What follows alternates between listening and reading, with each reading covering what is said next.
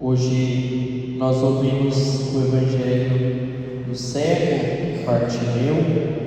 Esse Evangelho é muito bonito e narra a cura de um homem que era cego. Mas o Evangelho diz que esse homem era um cego conhecido porque ele ficava à beira do caminho e, além disso, ele não era simplesmente cego, mas era também mendigo. Essas duas características são importantes para nós, porque a cegueira não é simplesmente uma coisa física. A cegueira aqui significa a falta da luz. Nós vemos porque a luz entra nos nossos olhos. Através dos nossos olhos a luz entra e se projeta dentro de nós, e aí nós conseguimos enxergar.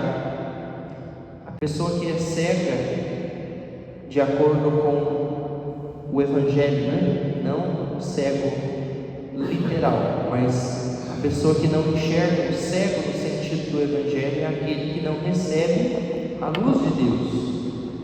E quando a gente não recebe a luz de Deus, nós nos tornamos, portanto, pedintes, mendigos, de todas as formas, de todas as coisas.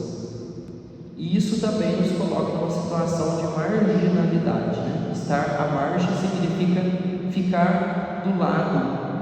O cego não estava no caminho, mas ele estava do lado.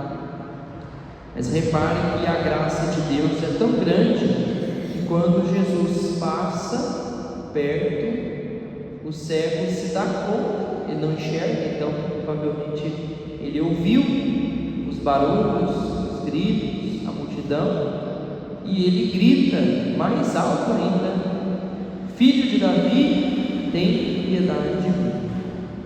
E é no meio dessa gritaria do cego que Jesus para e manda que chamem o cego, chamai.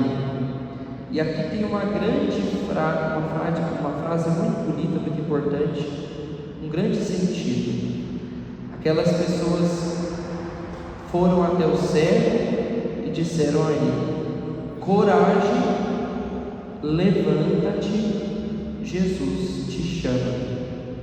E o cego levantou-se dando um pulo e foi até Jesus. Essa atitude também, de caminhar até Jesus, recorda para nós que Jesus ele passa na nossa vida, mas ao mesmo tempo é necessário que a gente realize esse comando: coragem, levanta-te, o Senhor te chama. E nós então vamos em direção a Jesus. Não é suficiente que Jesus esteja na nossa vida, mas é necessário também que a gente dê um passo na direção de Deus. O que nós estamos feito então na nossa vida para caminhar na direção de Deus?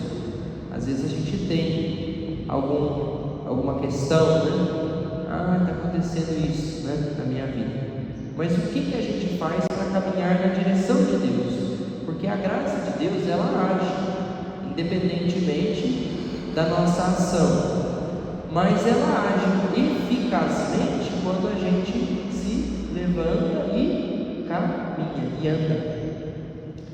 Então, aqui o grande momento da cura, do encontro, Jesus pergunta para o cego o que ele quer. Será que a gente está preparado para dizer para Deus também o que a gente quer? E ele é assertivo: que eu veja. E Jesus responde: então vai, a tua fé te curou. E o cego então começa a seguir Jesus. Então, na verdade, o cego dá um grande exemplo, porque ele que estava à margem agora se torna também um seguidor de Jesus.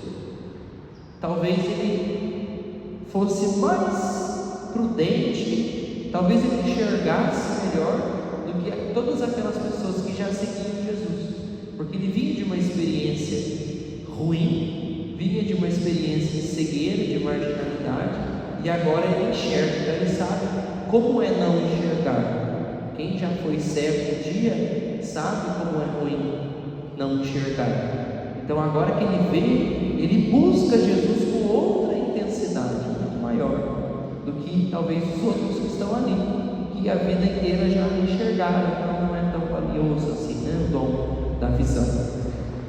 Então hoje nós podemos pedir para Jesus esse dom tão precioso, que é o dom da visão, né? A antífona do Evangelho diz exatamente isso, né? Eu sou a luz do mundo, aquele que me segue não caminha nas trevas, mas terá a luz da vida.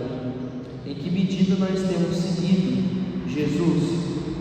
Em que medida nós temos cumprido a eleição que Deus fez? Deus nos elegeu, Jesus nos escolheu, o Senhor nos escolheu como seus servos, como seus seguidores, como seus eleitos, né? São Pedro vai dizer na primeira leitura hoje: vós sois o sacerdócio santo, a raça escolhida. Então, em que medida a gente tem correspondido a esse amor de Deus? Coragem, levanta-te e anda.